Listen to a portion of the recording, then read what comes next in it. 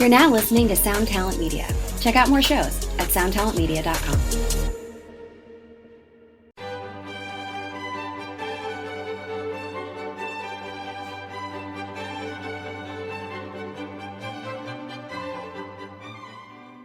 Oh, hello there. I didn't see you come in. I'm Shane O'Hare of the Geekscape Games Podcast, the #1 video game podcast on the Geekscape.network. Join myself, Derek Krenevelt, and a guest every fortnight as we discuss video game news, video game reviews, and dissections. That's Geekscape Games every 2 weeks on Geekscape.net.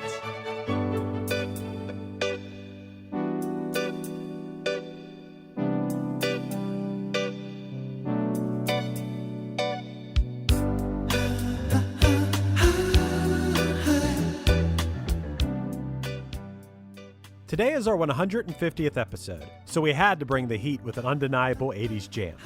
Spandau Ballet may have formed out of a love for the Sex Pistols, but their 1983 musical love letter True was inspired by the soulful sounds of Al Green and Marvin Gaye. This smooth pop classic dominated the radio airwaves for years, but we needed to know more. Can producer Matt Kelly pronounce their name? Is True really Adam Sandler's favorite song? Did Spandau Ballet truly bring the one-hit thunder? On this week's show, we ask the important questions about this well-dressed band. This is the sound of my soul. This is the sound. I wanna take it to the world, but now I've come back again. One hit is all you need to make the money guaranteed, and you can live off royalties forever. And it makes me wonder, is it just a wonder, or is it one hit thunder? Matt, I'm excited to just hear you try to pronounce the name of this band. So it's episode 150, and you're pranking me with Pranking you. Spandau Ballet. Spandau Ballet. All right, I got close. Yeah, I love what you've been calling them throughout the day, though. Spandella. Yeah, I knew that this was going to be a challenge. But we're talking about True by Spandau Ballet, an 80s classic. I was thinking about how I first heard this song, and I realized that I probably first heard this song because in my research, I've come to the conclusion that this is low-key Adam Sandler's favorite song.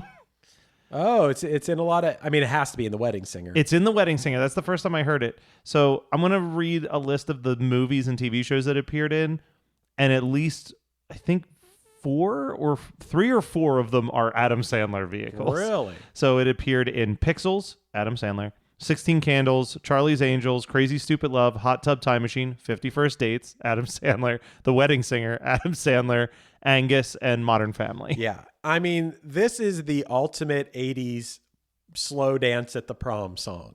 100%, yeah. And I've really learned to love this song. I mean, in the 90s, I know that we'd probably talk about this later, but PM Dawn then sampled this song for a #1 hit, Set Adrift on Memory Bliss. A good-ass song, too. Yeah. And I really, really love this song. I think it's a beautiful song. It's a beautiful love song. And even the story behind it, there's like real emotion behind this song from Gary Kemp from Spandau Ballet. And it makes me like it even more. This isn't some, fluff bullshit thing. This guy actually was feeling these emotions. It is really interesting, though, that the origins of this band, for a song that, like you said, kind of has a pop love ballad vibe to it, they got their start after seeing the Sex Pistols, a band that couldn't sound further from the song True. Yeah, it's the complete opposite. If you had to put 2 complete opposite sounding songs, I would say whatever. Put any Sex Pistols song up next to True, and I think True would win. Oh, I think controversially, I want to say True is a better song than anything the Sex Pistols wrote. Yeah, I mean, controversially. I mean, that's just a fact. This song. I guess there was a lot of hate for this song at the time it was out. It was all over the radio. It was huge. And I guess I get it at the time. I think I was shocked to hear this. This received a BMI award for being one of the most played songs in radio history with 4 million radio plays. In 1 year. No. In the history. Like, it is one of the most played songs in music history. Oh. Most songs I don't think get to 4 million plays in a regular Interesting. lifespan. Interesting. Okay. Wow. I guess I have no scale. I would be, if someone told me like, oh, Taylor Swift, Shake It Off, that got 1 million plays today, I'd be like, okay. Similarly to when we talk about the Billboard charts in general, we have a very limited frame of reference. Yeah, I have no frame of reference. So 4 million, and that's a lot for all time. I guess. Okay. I'll buy that. Spandau Ballet apparently were part of the second British invasion of the Billboard Top 40, which is a lot of new wave music. Yeah, the new romantic era, they refer to it as. It's definitely that 80s synth pop thing that happened in the early 80s. Now I feel like we don't even talk about British waves anymore because we've hit a point where just like music from any country kind of just can find its way into America now with like Spotify and like digital sharing. But yes, in the 80s it was weird for not just one group but a massive amount of groups to find their way onto the American airwaves, and then similarly to the Beatles and Stones, then kind of affect the way modern American music is written to sound closer to that sound. And yeah, they were a big part of that. Right. And we have to put this disclaimer on so many episodes. We're calling Spandau Ballet a one-hit wonder when it comes to the United States because the band has sold 25 million albums and have had 23 hit singles worldwide. They had 8 top 10 albums in the UK and 3 greatest hits compilations. Like, calling them a one-hit wonder globally is absurd. Calling them a one-hit wonder in the United States, when it comes to the parameters that we've set on One Hit Thunder for what qualifies as a one-hit wonder, it makes sense. And our parameters, I just want to clarify, because people will get in our comments every once in a while, but the parameters that we have set are based on Billboard's actual definition, which is that they never had a second top 20 hit. Right. So on the Hot 100. So right. And True only went to number 4, actually. Only number 4, but I mean, when you look at what it was up against, it's a pretty tight lineup, right? It peaked at number 4 on October 8th, 1983. Number 5, the song that it was above, was Stray Catch, She's Sexy plus 17. I'm glad that it was above that. But what it was underneath was King of Pain by The Police, which was the last single for The Police. Making Love Out of Nothing at All by Air Supply, which, all right, True probably deserves to be a little bit higher than that. Yeah. But you can't complain about number 1, Total Eclipse of the Heart by Bonnie Taylor. I mean, that's a banger of a song. Well, we're getting into these charts real early on this one, but I do want to say, okay, you said those songs. Also, Islands in the Stream from Kenny Rogers and Dolly Parton was at number 6. Tell Her About It by Billy Joel was at number 7. I actually really like that as far as 80s Joel goes. I feel like we've really turned on 80s Joel because of Step Brothers. There's some 80s Joel is still better than the 190s Joel album, which was River of Dreams. Sure. At number 8 at this time, The Safety Dance, Men in Hats. At number 9, One Thing Leads to Another by The Fix. I love that song. I don't think I know it. You might do what you say. Oh, yeah. One thing leads to another. Yeah, that is a good song. I didn't know that was The Fix. And the funniest one, number 10, was Far From Over by Frank Stallone. And I was like, Frank Stallone had a top 10 single? Frank Stallone's just the guy that Norm Macdonald makes fun of on Saturday Night Live. Like, that is all I know of him. But apparently it's from the 1983 film Staying Alive, which was the sequel to Saturday Night Fever. Frank Stallone had a top 10 single. You know, we may need to look into this real quick because is Frank Stallone going to count? He does, technically. Frank Stallone, look out for it. Future One Hit Thunder episode. Far From Over. He had 3 songs that charted, but they were at 67 with Case of You and 81 with Darlin' off his self-titled album, Frank Stallone. Case of You, like is it a cover of Bad Case of Loving You? No, Case of You is, I think, a It's Joni. not hyperlinked, so I'm assuming it is an original that no one remembers. Oh, I think it was Joni Mitchell that had a song Case of You. Anyway. Yes. Most of his career has been the Staying Alive soundtrack and one self-titled album. Okay. This is Krista Makes, guitarist and vocalist for Less Than Jake, and host of Krista Makes a Podcast, a songwriting podcast where every week I'm joined by an amazing guest to break down the writing, recording, and release of one iconic song from their career. In our giant evergreen back catalog of episodes, we've had rock legends such as Dee Snider and Huey Lewis, punk rock favorites like Mark Hoppus, Fat Mike, and Brett Gurewitz, and up-and-coming artists of today such as Liz Stokes of the Beths and Genesis Owusu. We've had guests from all genres and styles of music, and I guarantee that if you peruse our back catalog, you'll see several episodes that'll make you say, man, I gotta hear that. Whether you're a fan of music or a creator of music yourself, you'll take away a whole new appreciation for the songs you know and love. Krista Makes a Podcast is available for free on all the places you could possibly listen to podcasts, and new episodes come out every Monday. The number you have reached is 100.7 WMMS. It wasn't just a radio station, it was a lifestyle. Cleveland is a rock and roll city for sure. Get down! The Wrath of the Buzzard. WMMS. Cleveland. The rise and fall of one of the most iconic radio stations in America. Profiles, The Wrath of the Buzzard, PROH Files. Subscribe now wherever you get podcasts. You know, Chris, for these big, like, every 50 episode milestone things, we certainly love talking about the 80s, don't we? Yeah, we do. It's a great decade, filled with great bands, great songs.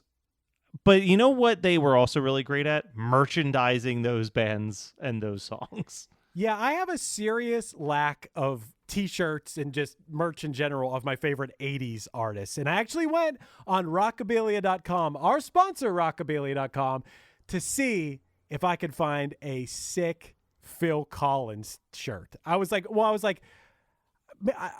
there intending to find a cool Phil Collins t-shirt.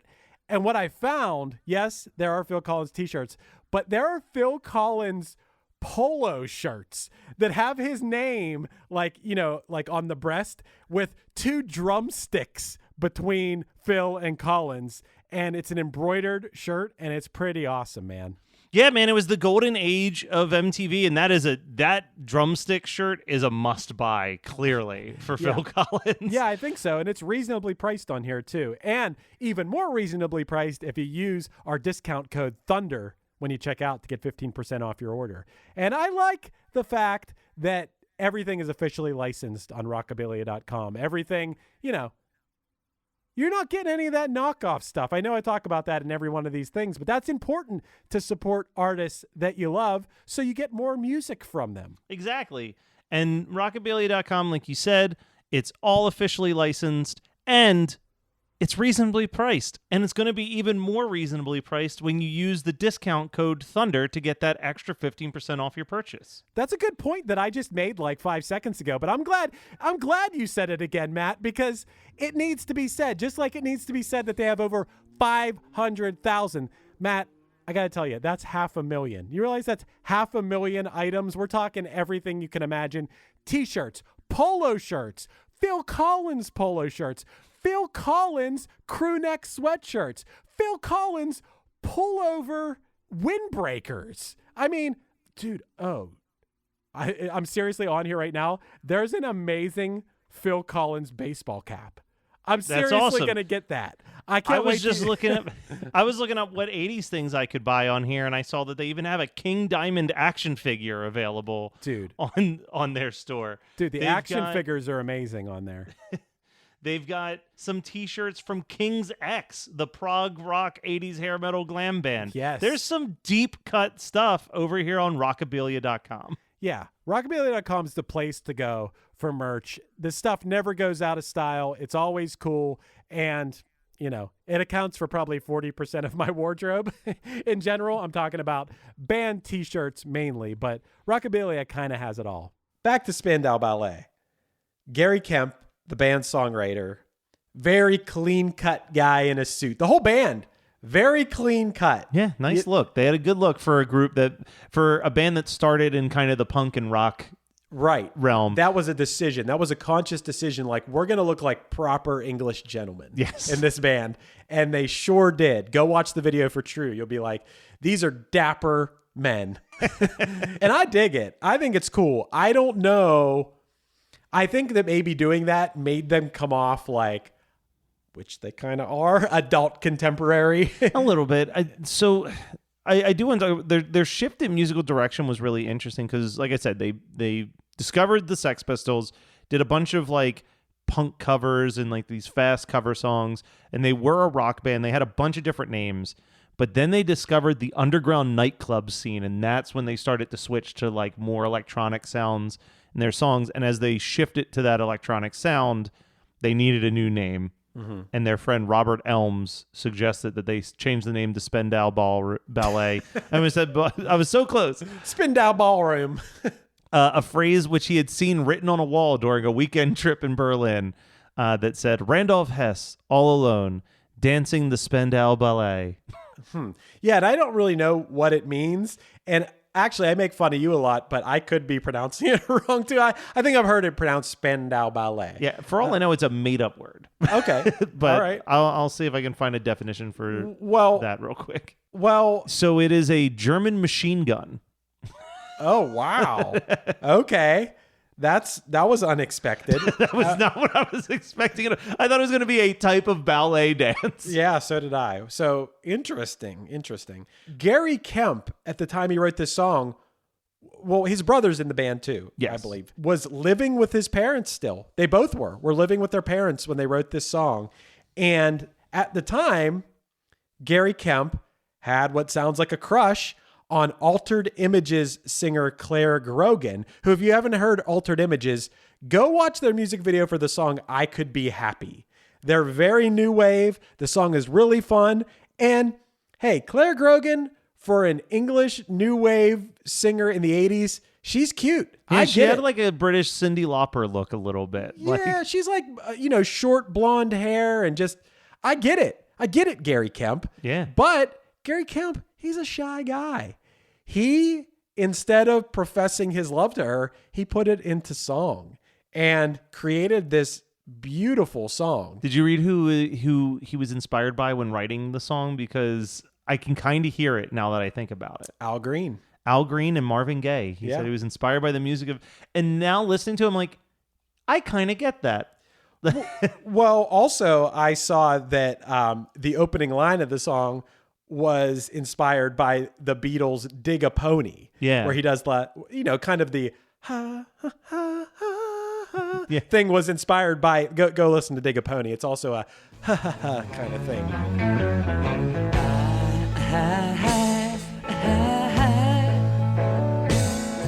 Also, the first words of Let's Stay Together inspired the chorus. So it's, I'm so in love with you.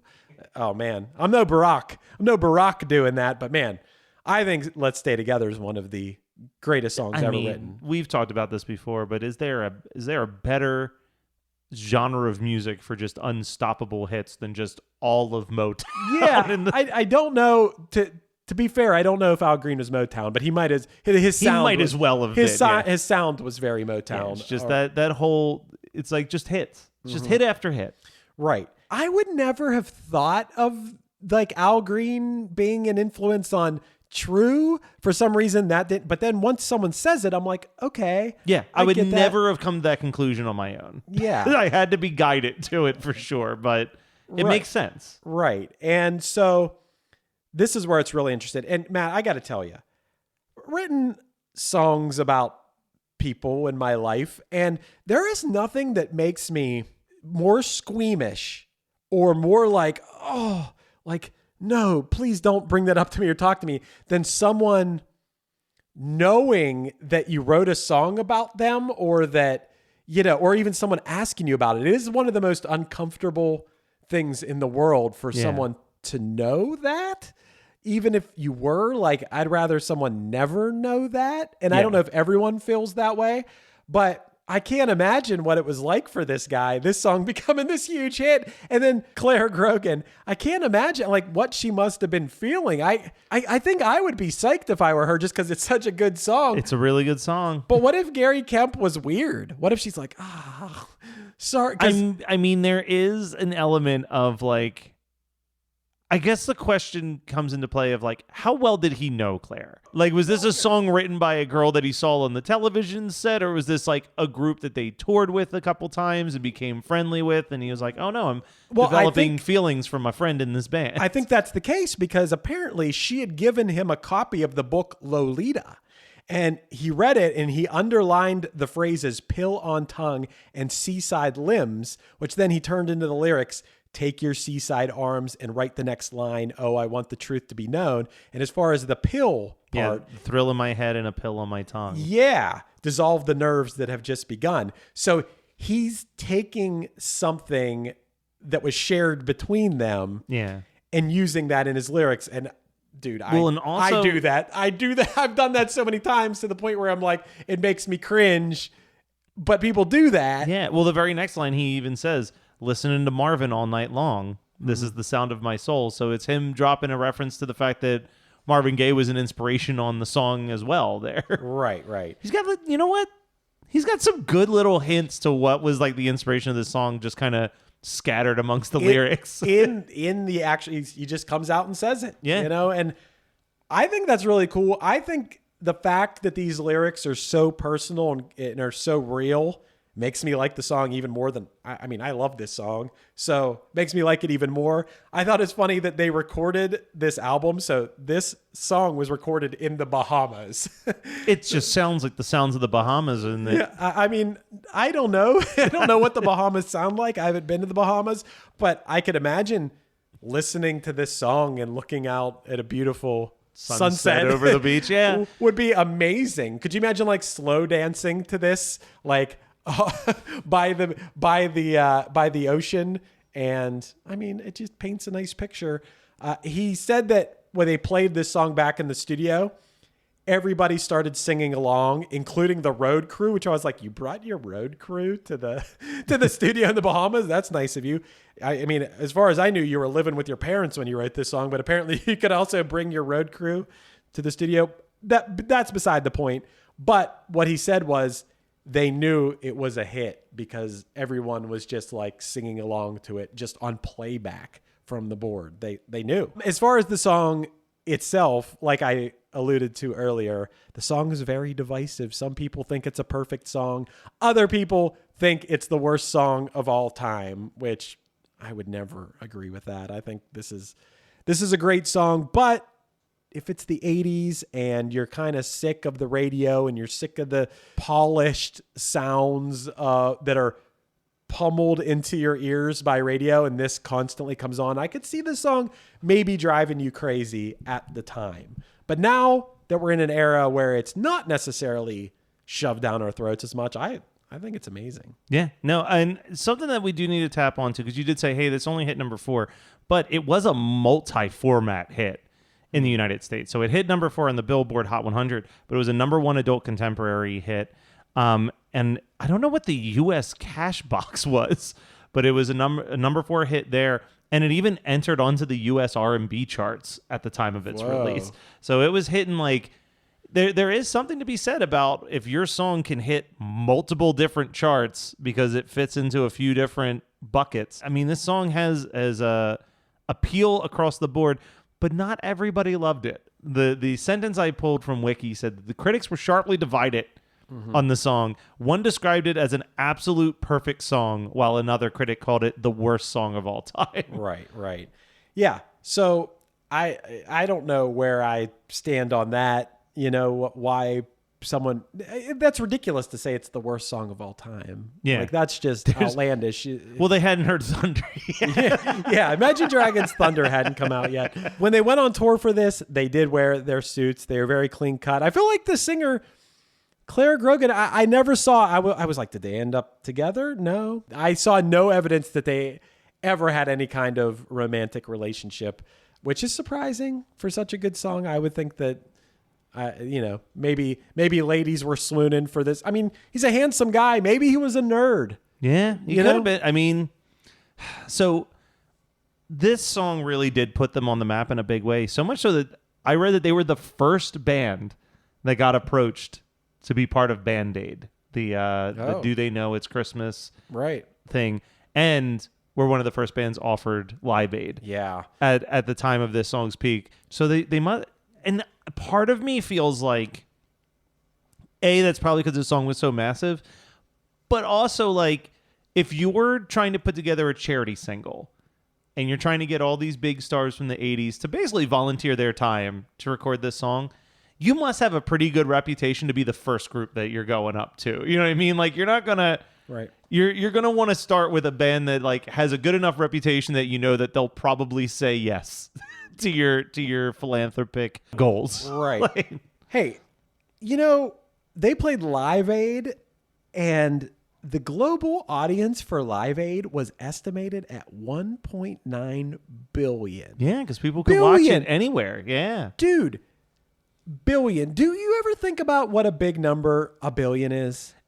Do you know what it is? It's 1,000 million. I forget how someone showed it one time, but someone did an example of explaining a billion just by using like peas. Right. Like it was like, let's pretend this pea represents like $100. Yeah. And then it was like a kiddie pool filled with peas, and they're like, this is $1 million. Right. It's like the understanding of like, and then how a billion, much and then a billion's like, if it's a kiddie pool is $1 million, then that many peas that fills up an entire house is a billion is so big. So when you hear, I feel like billion is thrown around like, oh, this person's a billionaire.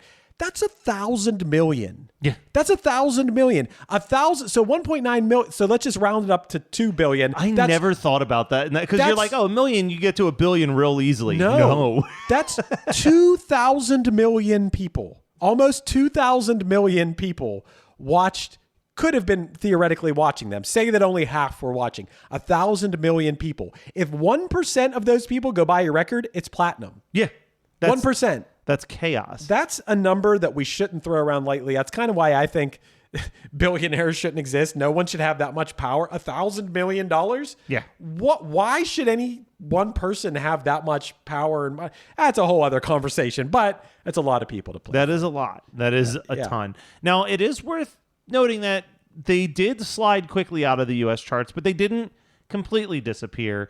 They did have the song Gold that peaked at 29. I want to talk about that and song. Communication that peaked at 59. Right. And then their follow-up album's debut single, Only When You Leave, was the last song of theirs to ever appear on the U.S. charts. They were on the charts for about a year and a half and then went on to their international fame in every other country and the United States. I don't know, started playing Poison or something. Right. I wanted to check out the other singles from this album. Gold, which peaked at number 29. Pretty interesting song. Chorus feels like, I thought it felt like disco influenced. There are bongos featured on the song. There's a saxophone solo, of course. Why the saxophone was a big part of their sound at this time. I could see that turning some people off, especially it's like smooth sax. It's like smooth. It's not like Bruce Springsteen saxophone, like rock music saxophone. It's like smooth jazz saxophone. There's that difference of like you said, like a Bruce Springsteen song where you've got this like ripping raw sax solo in the middle of a rock song, or dentist saxophone. Yes. And this falls into dentist saxophone very easily. Yeah. But on Gold's a very different song than True. It's more upbeat. It's different, but still very slick production. Very much sounds perfect, And then Communication, the song that peaked at number 59, is also an upbeat one. Once again, featuring the bongos pretty prominently and lots of falsetto oohs in it. A lot of falsetto in that one. I kind of thought those songs were cool too, but I didn't think they held a candle to True. No, True is definitely the true hit for a reason. Mm-hmm. So anyway, after Live Aid, they left Chrysalis Records and signed with CBS. And then, so I listened to some of the music that they released after this, and I saw it described as this. They started writing like stadium rock sounding songs. Probably at that point, they're like, we're playing to 1.9 billion people. We got to get a chorus of 1.9 billion people singing along. And my opinion on those songs was simply, they're not good. They're not good songs. They're not songs I wanted to hear again. I feel like they were really at their peak in the True era. Just my 2 cents, but that's how I felt on it. I understand the appeal, though, because thinking about this, all the things that I love about True, one thing it is not is much of a sing-along song. I don't know, man. I could see singing along to but that's one little piece. So let me put it in this perspective. We've brought up karaoke a couple times. Oh, I would love to sing this song at karaoke. But would you love to see anyone else try to sing this song? I don't know, but I do think there's an element of this song in that Wayne's World Dreamweaver kind of way. Yeah. That if you saw this person that you're in love with walk into the room, that song starts playing in your head. I think it's like the perfect example of that. It's, I don't know. I just think it's an amazing love song, and it's an amazing, who hasn't felt that? It's a song about having a crush on somebody and being afraid to profess your true feelings. Who hasn't felt that way before? It's very relatable and a pretty song, and I could see it being that very anxious moment when you're getting ready to tell someone how you feel that could either go really well or really bad. It's the song that you'd probably listen to. I don't know. Have you ever had that situation where you had to tell somebody how you felt? I always pussied out. Wow. Like, I hate to say it like that, but yeah, I always got cold feet, or I waited too long to build up the strength. And by the time I finally got the strength to say something, guess who has a new boyfriend? So I've always been bad with the timing and the forward momentum in those situations. My first instinct would be to laugh about that, but my second thing is like, wait, I'm no better. Yeah.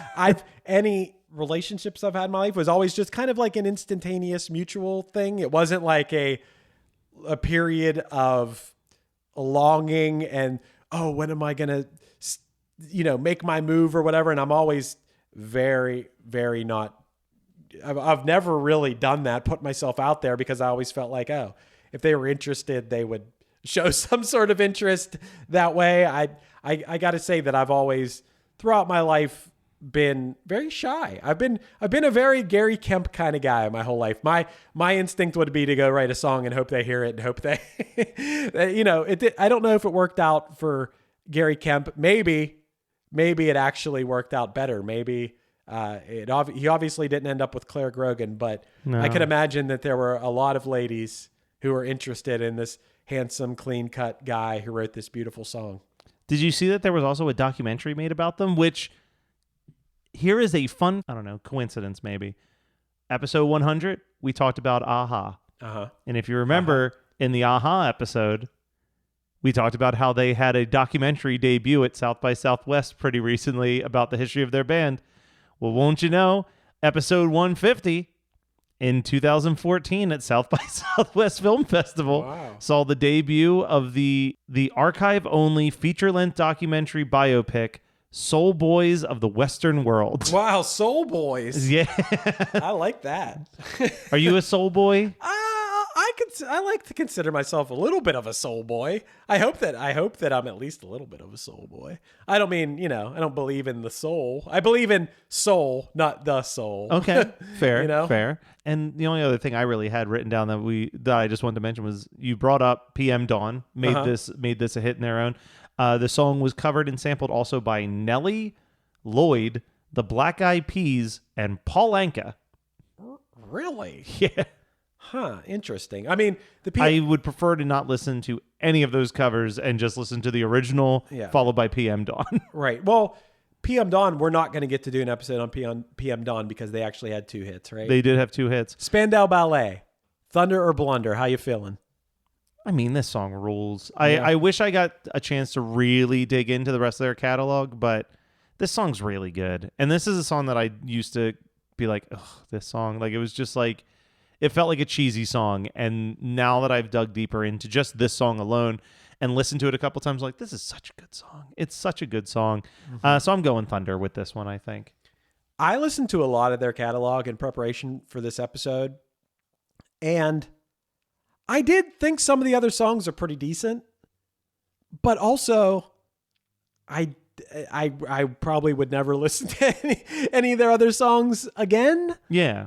But this one, of course, this one is always going to be a classic. It always fills me with even nostalgia for a time where I was so little that I can barely remember. I mean, this song hit in 1983. I was either 2 or 3 years old at the time that this song hit, but it's been a long-lasting thing. It's appeared in so many things. You brought him up at the beginning of the episode, and maybe Adam Sandler's, maybe Spandau Ballet owes Adam Sandler a good bit, it sounds like, for keeping this in the public's ears.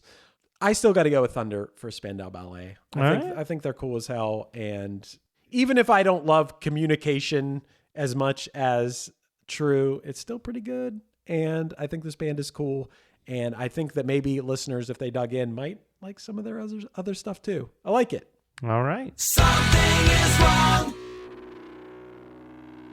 Hell on the rise. Into the mouth. Hands at our sides. Nothing to hide. Where east becomes west. This has been One Hit Thunder. One Hit Thunder is hosted by Chris Fafalios of the bands Punchline, Pack, and Another Cheetah, and produced by Matt Kelly of Geekscape.net.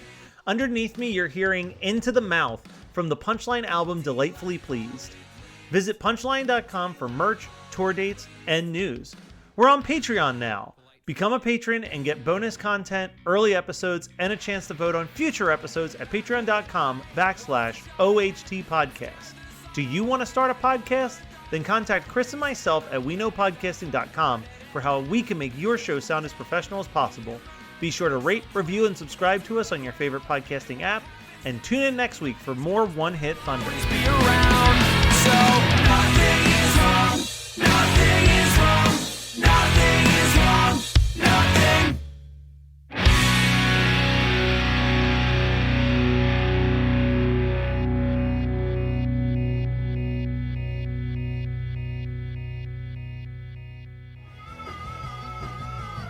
You're listening to the Geekscape Network.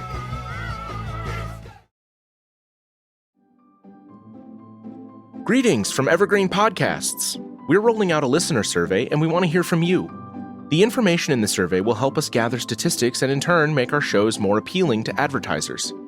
I know most people don't like ads, but this is one of the only ways our shows make money and help keep their lights on. We promise it will only take a few minutes, but the impact on our podcasts will be tremendous.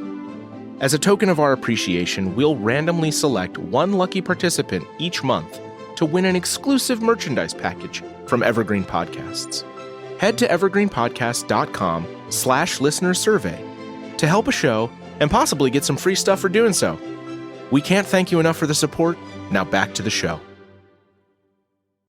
The number you have reached is 100.7 WMMS. It wasn't just a radio station, it was a lifestyle. Cleveland is a rock and roll city for sure. Get down! The Wrath of the Buzzard. WMMS. Cleveland. The rise and fall of one of the most iconic radio stations in America. Profiles, The Wrath of the Buzzard, PROH Files. Subscribe now wherever you get podcasts.